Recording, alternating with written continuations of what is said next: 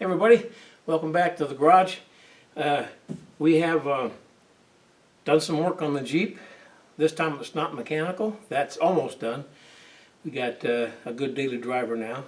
But I wanted to show you a system I built for camping.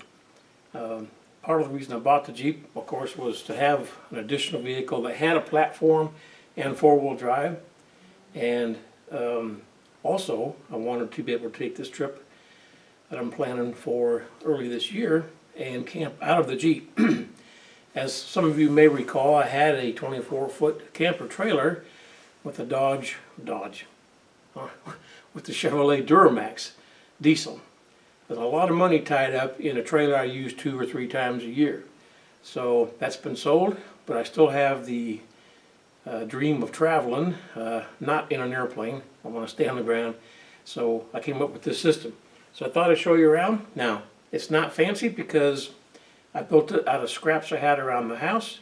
The only thing I had to buy was the carpet and some runners, some door slides here. I'll show you that. And everything else was scraps, wood, and so nothing straight or level. But the intention is to build something cheap so I can take this trip. If I do, in fact, want to get into more trips in the future, overlanding, if you will, off-roading, then the Jeep will be configured for that. But right now, it's just a matter of getting on the road and seeing if I even like it. I'm a big guy. This is a small Jeep. I may spend one night in it and hate it, but I think I've given myself a pretty good chance. So let's take a little tour. The first thing you probably noticed was the little light here in the drawer, and that's to have a workspace here at night that I can light up. It's just an old, believe it or not, this is an old cab light from a 1978 Chevrolet. It was my first new vehicle, and it didn't have a bed light, so I bought this from the factory, GM, and never used it. And here it is, what, 2000? So I finally found a use for it. But this will light up the workspace here. I know it's just in camera. We're in a tight area right now because it's nasty outside. But that's that. So this fits on some little 2x4s I screwed to the box. And I used heavy duty wood on this size, 2x12s actually, so I'd have some meat to tie everything into. And that will sit there. So while we're at the drawer system, I think I'm going to use this one as my food storage, my dry food storage. I didn't buy any rollers. It's just sliding wood on wood. But I did have a battery that I put back here, and there are 2 small rollers down here from a screen door. Again, just scraps I had around here. The battery will have its own use, but I put it here so that it offsets the weight of whatever I put up here. Canned goods up in this area, and then cereal boxes and pancake mix or whatever. Here is the plan, and I can shop as needed, so I think this is enough for one guy. All right, now we're on the passenger side. This is the rear door. The other end of that drawer, I have a little flip up here. You can see how the battery tucks away in there. And I added some leads so I have access to charging other things using the battery for a fan system I'll show you in a minute.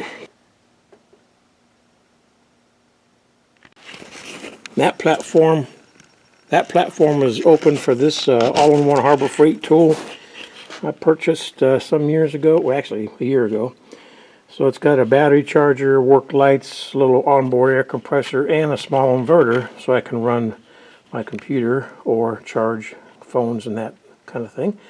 And it sits here, unfortunately, not upright, although I don't think it matters.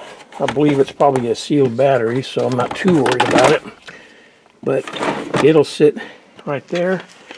And then this is made to flip up and down, not only for access, but that seat is all the way forward.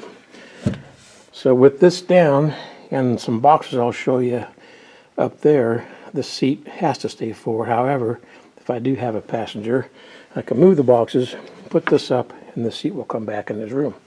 And speaking of room, there's room on the floor here for expanding to whatever I need. Right now there's a small plastic box I have sitting behind me that will go there. I think for my clothes, however, that's all still just in my head. I haven't tried anything yet. And as I said, this is all being developed as I go. but I still have access to the area under where it used to be the back seat. Have a tow strap and some bungee cords, and I can fill that up as needed with whatever else I think about. That'll sit there. Another thing I did purchase is these are rubbers for slingshot. You can buy on eBay. Gives you a lot of flexibility. And these will go over the box, tie down to just a little doodad I made there on the side, and secure that. The other side, the blank space here, will be the bed. And it's got a couple of ideas that I incorporated because, again, I'm right at 6 feet with my shoes on, and this is about 64 inches of space with the driver's seat pulled all the way forward.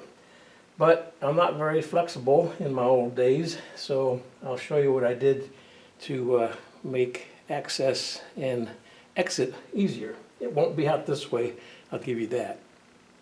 Now what I've done here to help me make this possible is put this platform on door slides. Now I have room to get in and out, and the other end flips up so I can close the door. So this end, like I said, will flip up. I can close that and close the door. And actually, there will be a cooler here in transit, so we have room for a cooler. And this little cubby hole here, just, you know what it was? I didn't have enough of that 2x12 to go all the way to this point, so I just stopped it where it was and decided what I would do with that space later. So I carpeted it and made it look finished, and it's still a spot for future use. I got an idea, and we'll see if it works.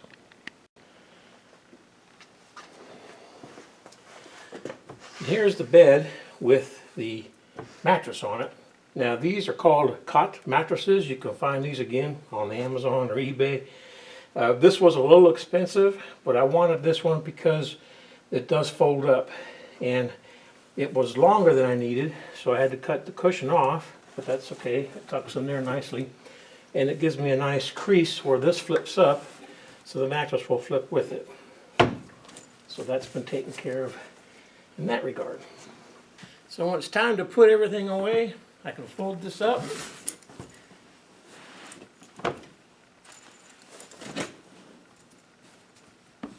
It'll ride right there. My cooler will sit here.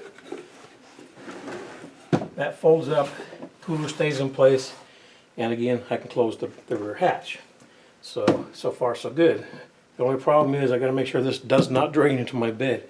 So I may come up with something a little different there. In fact, I may not need all these boxes. This big box here is my kitchenware, pots and pans and mixing bowls and things, and the one forward of that, the same box, is basically open. So I may not need both of them, but again, we'll give that a try. When you have a small space, you want to try to think of ideas that give you multiple uses. So since I had this flipped area here, I thought, what the heck, I can use that for a platform to cook from or store dishes or whatever, but it needs a little support, so the drawer pulls out here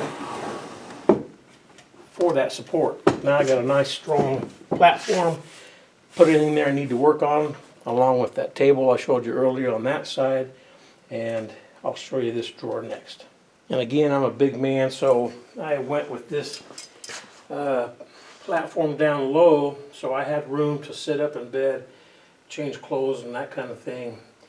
I think it's going to work better for me. But I did have room for a drawer here, and this is kind of the most fun drawer I built. This will be my recovery drawer, and it is heavy, so I came up with this expandable table leg.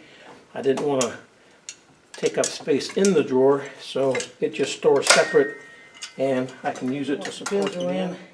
That sits there. Platform still works, and in fact I may have come up with some kind of cover I can put down here, and I've got not only my tool storage but another workspace. So here's the concept. I've got a cooler stand, one possible place for the stove, although I will have that work table over here on this side. I've got my kitchen box that can stay here if I need to, or I can put it on the ground.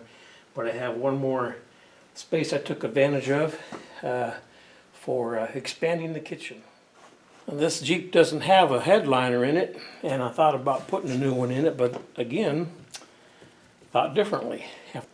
So like any good YouTuber, when you get into a new venture, you go on YouTube.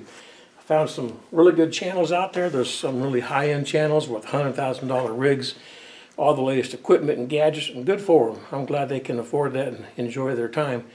But again, I'm trying to make this a cheap adventure, at least the first time, to see if I even like it. So I want to take advantage of all space available, and I came across a channel called Simply Overlanding, and he has done some great things with his Jeep.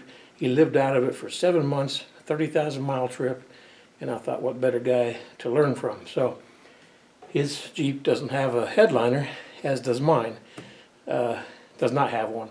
So I took advantage of that space, and I'll show you what I did.